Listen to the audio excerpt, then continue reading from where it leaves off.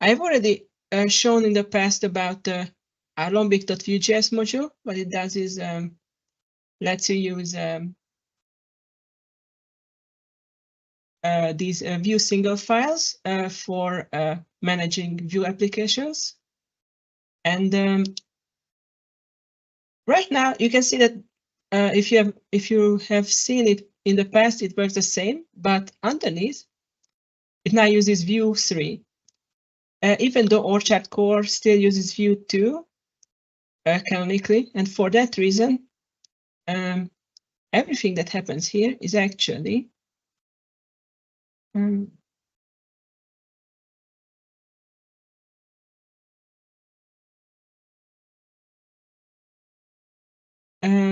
everything here actually uses a module. Oh yes, sorry. So we have module script. Sorry, your Teams is crashing again. Now it's better. Stop. But I think it's okay. It's just flashes of colors. You can still see it. What is flashing?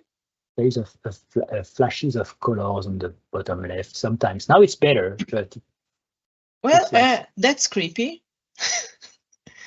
Anyway, sorry about my possessed computer.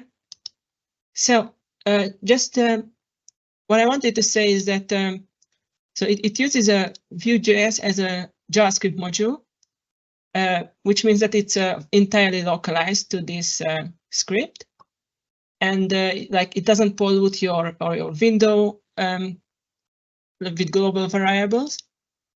Just import the create app, and then with the same script we had before, more or less, what it does is loads the serialized model from the server side, and then displays an application containing the exact model. And from your so that means that for the end user, all they have to do is just use our app tag helper and like give it a name, which is like the file name of the Vue file that is the main app, and pass in a model, which is just like an object. I believe in this case it's literally just an object that contains yeah, just a string parameter, but that's kind of besides the point. Instead, the point is that this can exist at the same time as Vue 2 applications, and that is thanks to a thing that I have actually recently found out that we already have in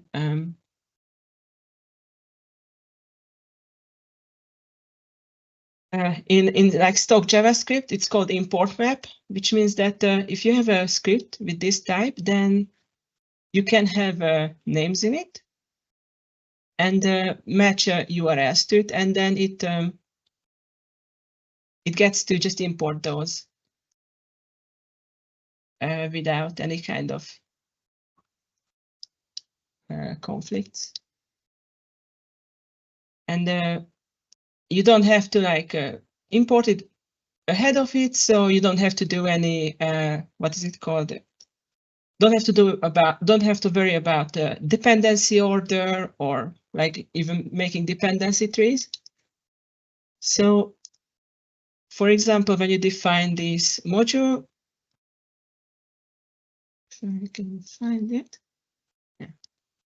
You have to tell it the other single file components that exist inside it, but you don't have to tell it about like Vue itself, because like it's something that it gets from that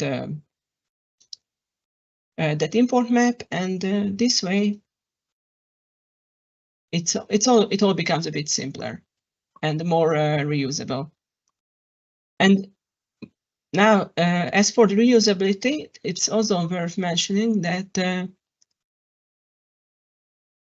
this JavaScript module support is actually part of our helpful libraries. So It's not specific to Vue.js, and you can use it to handle any kind of other JavaScript modules. For example, here is a simple sample.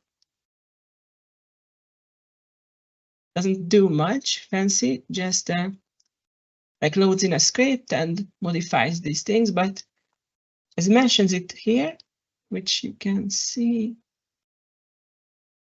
that we import this module by name.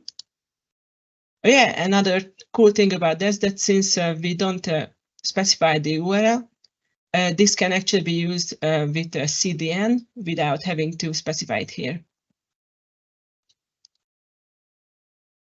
And then it's imported here, but here we actually check that it is it in the window object, and it says no. So that's correct because it will not cause conflicts.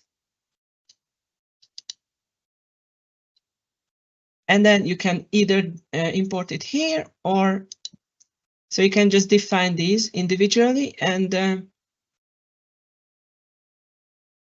you don't have to like specify the structure between them. So that's much simpler. But if you look at the actual child script, it gets to import it anyway. And this is just very simple sample.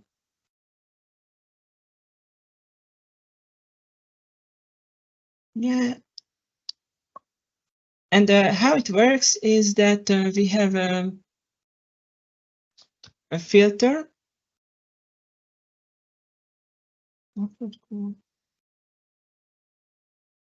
Okay, probably easier to just find it here. Yeah. So you define the resources, and then you add this resource filter. And what it does is finds all the resources using the resource manager. And if there are any registered as script modules, then it generates this import map that I have shown, and like just injects them inside the content zone.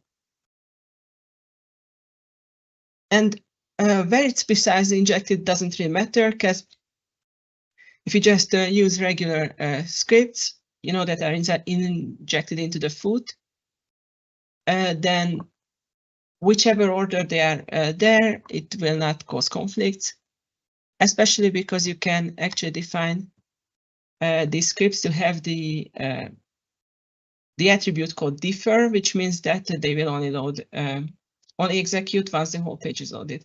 So you don't even have to do that old-fashioned thing by creating a DOM event on the window and wrapping the whole code inside it.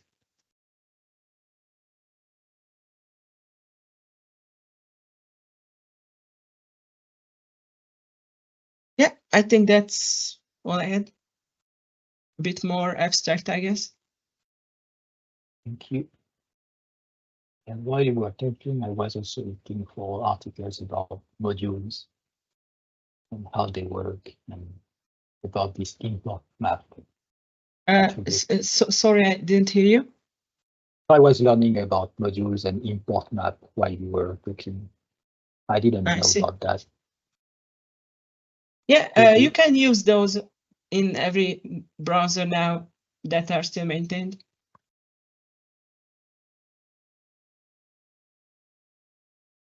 Awesome. Thank you.